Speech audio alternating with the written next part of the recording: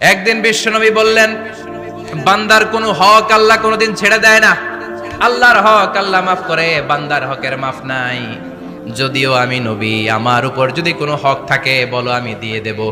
কোন সাহাবী দাঁড়ায় না, এক সাহাবী দাঁড়িয়ে বলল, নবী, যুদ্ধের ময়দানে চাবুক চালানোর সময়, লাঠি চালানোর সময় এক কাফেরকে মারতে যেয়ে আপনার লাঠির বাড়ি আমার পিঠের মধ্যে পড়েছে।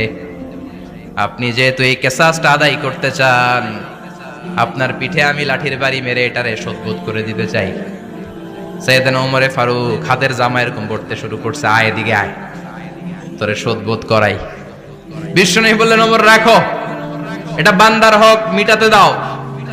বিশ্বনবী বললেন, আসো, তুমি এসে আমার পিঠে লাঠি দিয়ে চাবুক দিয়ে বাড়ি মারো। সাহাবী বলে, ও নবী, তখন দুর্ভিক্ষের সময়ের যুদ্ধ ছিল, আমাদের গায়ে জামা ছিল না।